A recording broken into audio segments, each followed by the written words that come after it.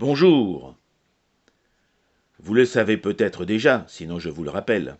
Le principe d'une machine à vapeur fonctionnant avec des tiroirs plans est que nous avons des lumières, ce qu'on appelle des lumières d'admission de la vapeur en haut et en bas permettant d'alimenter la vapeur sur et sous le piston, et au milieu nous avons l'échappement.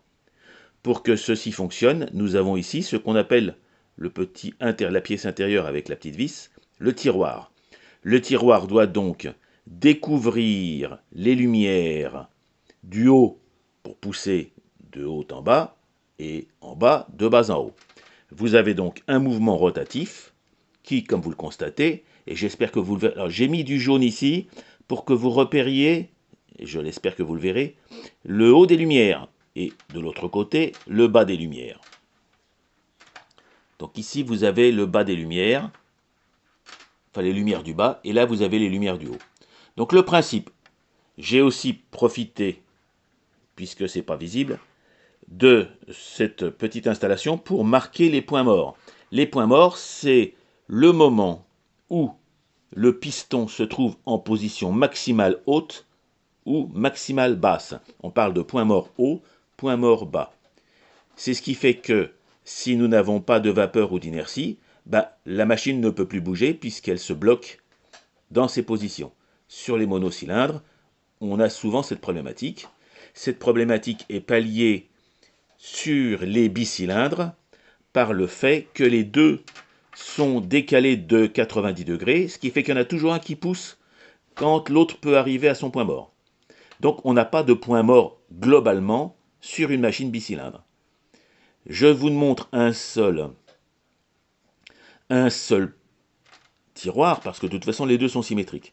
Et en même temps, je vais vous montrer pourquoi cette machine ne peut pas fonctionner correctement, parce qu'elle est, hélas, pas tout à fait construite comme il le faudrait compte tenu des peu de tolérance que nous avons sur nos petites machines.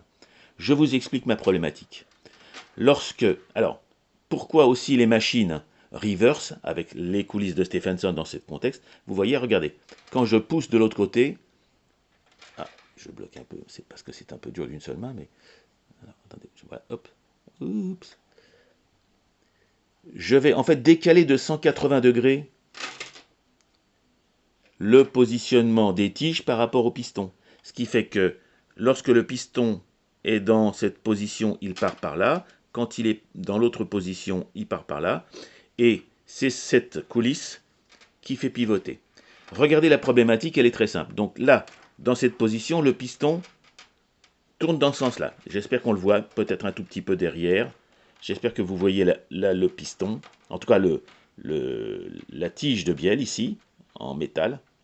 Elle est en acier plutôt qu'en laiton.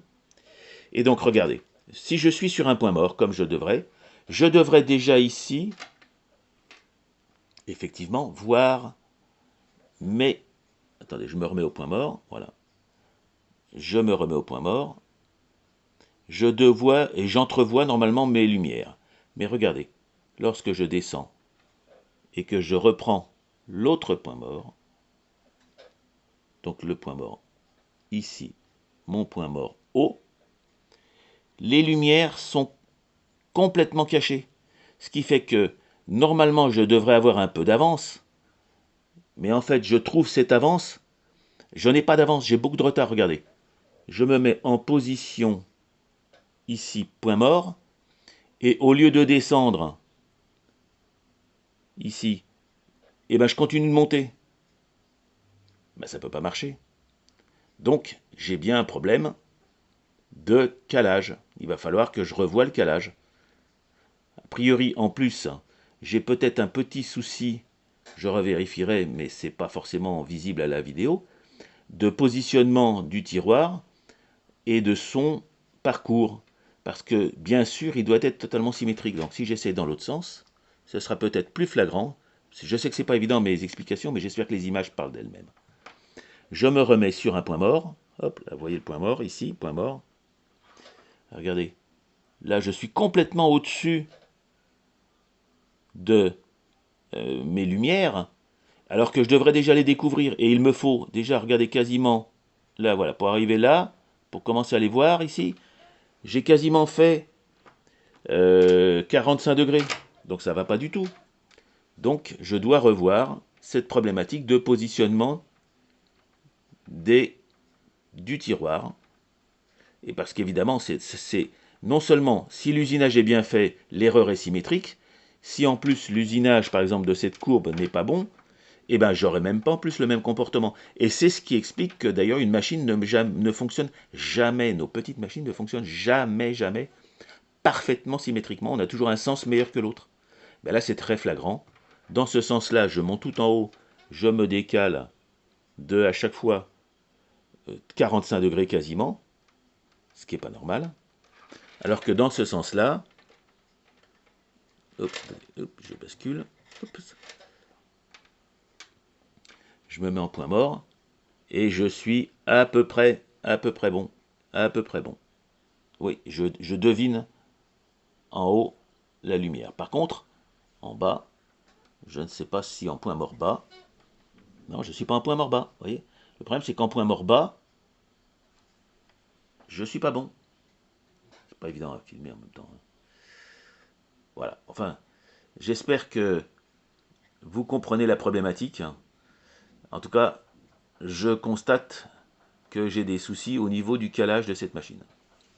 Désolé d'être aussi peu précis.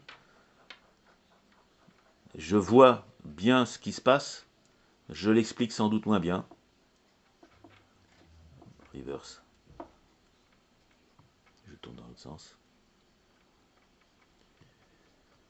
Donc la théorie voudrait que, comme je le rappelle, lorsque je suis en point mort, ici point mort haut ou point mort bas, je découvre les lumières correspondantes au point mort. Donc en point mort bas, je devrais découvrir les lumières du bas. En point mort haut, je devrais découvrir les lumières du haut. Et c'est pas le cas. Voilà. Au revoir les amis.